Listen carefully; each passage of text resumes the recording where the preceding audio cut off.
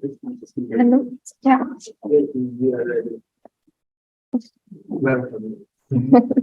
Thank you. Thank you. My topic is the Heterotopic House. My name is Christin Schönberger. I, William of Baskerville, came to Silicon Valley.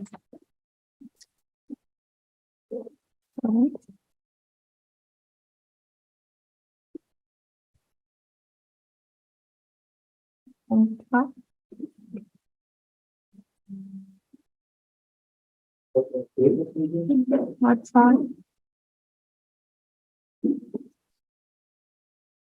I stopped the recording for a moment.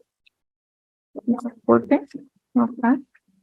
Okay. So I go in the recording again. I'm the simulator.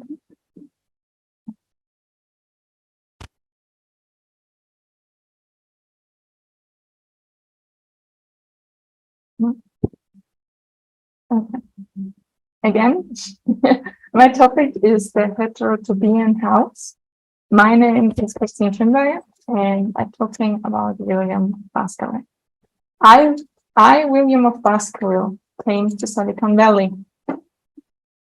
And in this story, it's all about me.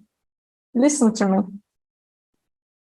It's all about me and my presentation. I question what I see. Let's see if you can follow me. To my house, my friends, I present, I ask.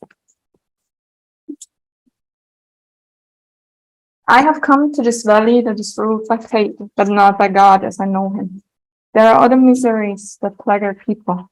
In my search, I found a Greek mythology that says humans were originally created with 4 arms, 4 legs, and a head with 2 faces.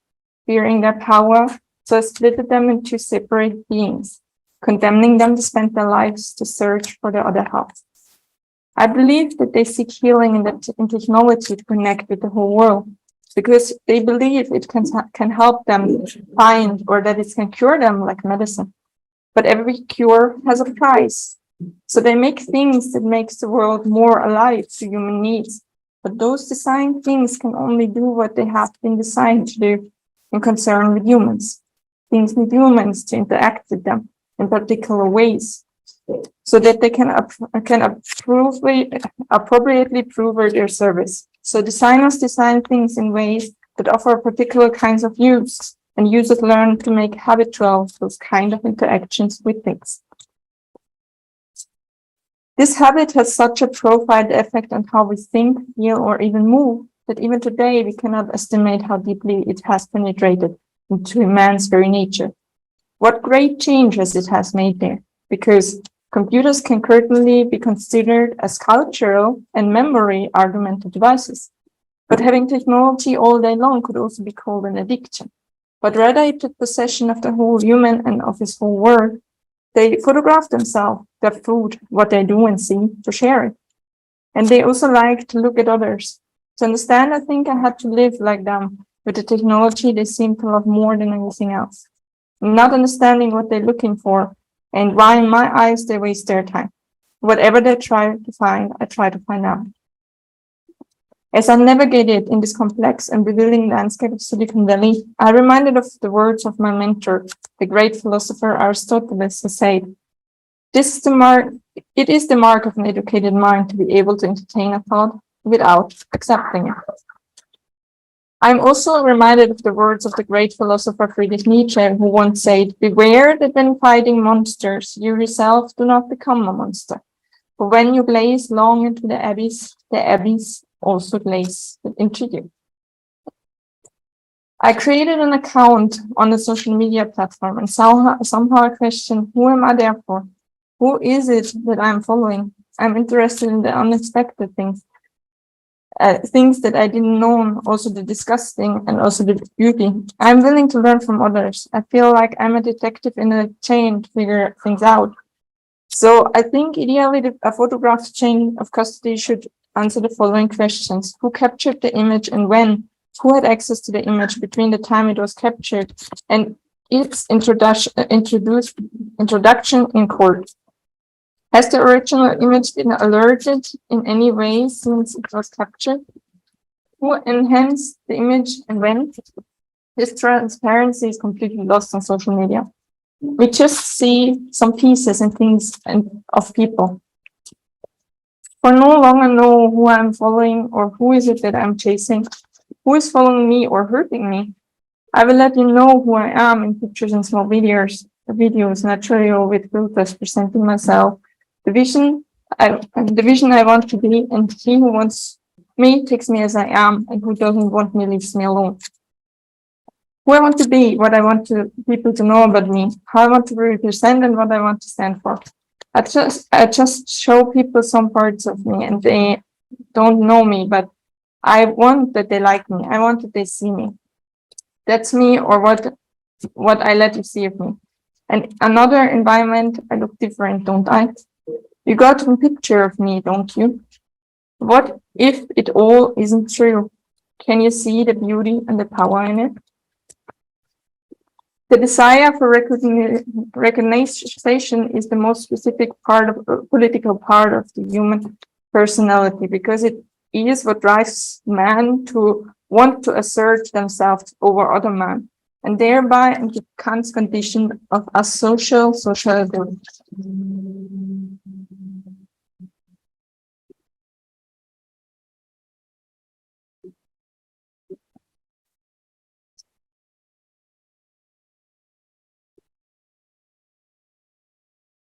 I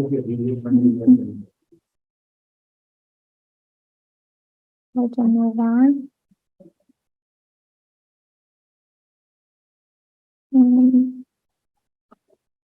Sorry. A little bit lost. So let's see.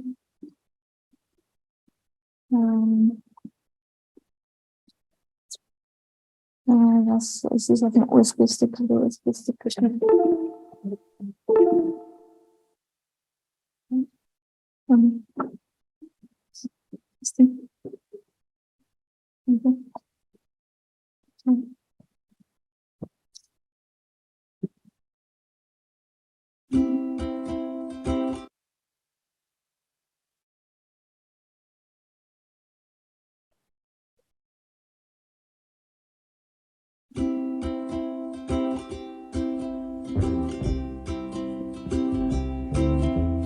YouTube, Twitter, Facebook too. I feel I'm getting closer to you. We used to be strangers, but now that's not true, because I read and hear all about you. It does not matter if you don't reply. I know we're friends now, that's no lie. You always say good morning, hello and bye. I know where you go, how you feel and why.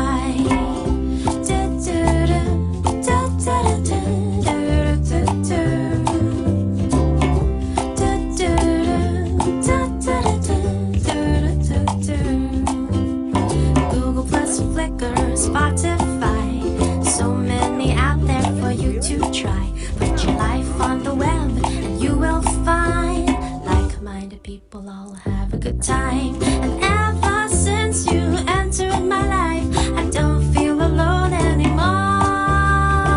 So go on and YouTube, Twitter, Facebook me.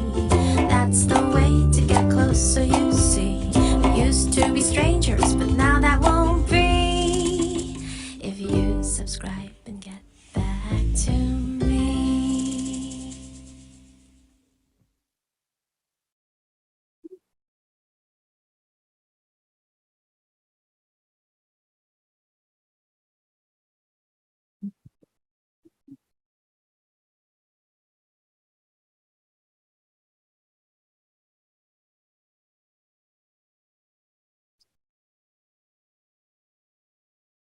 I capture, I show. I want to show what I see. I want to feel like I'm not alone in seeing it. I want to impress and I want to capture it all for you. I want you all to see something. The richness, joys, wants, and needs of the world are gathered in this other world that has received an extension from me. When I look at it, I see the world, but I miss to live in the present. like an escape room. When I walk in the city of Silicon Valley, I see things, buildings for presentation, I see garbage. Within this world, there is a world that reflects and yet disturbs the outside. It is a heterotopic place, a place where there are rules we don't see death, we don't see harm. It's like a perfect protected society that blinds us. We also only see what they let us see, like an individual filter for each of us, filtered especially for us. Why following this flower? You get to see so much, there are no breaks. And you choose intuitively where to stop. It's like I see the moving image like a street, and you're going down the street making constant decisions about what to see and where to stop, based on individual preferences. And the offer change so you don't stop looking. Scotty is clearly enhanced by Madeline's beauty, and he just cannot take his eyes off her. Even if she is already gone, her presence will stay forever. There is a beauty in the absence, frozen moments from the past. We now live in a world, as performance theorist Philip Auslander suggests, where the very concept of livingness is losing its meaning. As Sheffer thinks, through photography we live more because we are able to see more and to see better.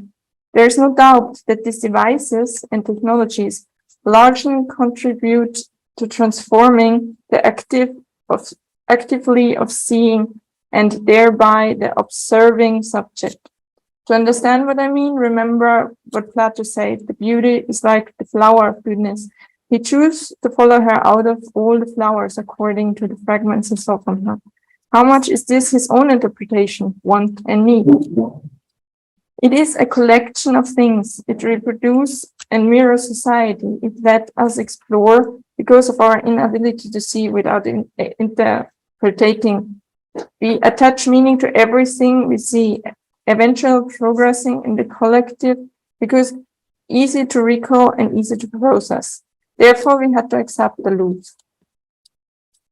It is about looking. We look at curiosities, it makes us feel something, whether it is real or not. The virtual lives on our knowledge. We recognize the outer world through our system of seeing and understanding it.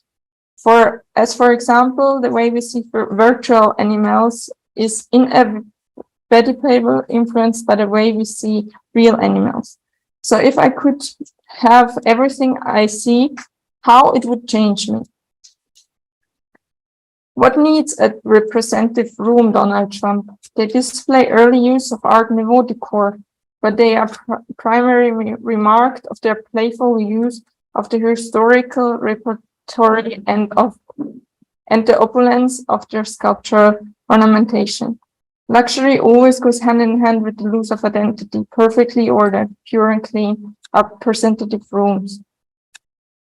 If it's fake or not, such a loss of identity, he argued, would be a kind of pathological luxury, even a dangerous luxury. That's why I need my own entity. The place where I can be another version of myself. That's the side I don't want to show, because otherwise you look at me, I would change. So I put a mask.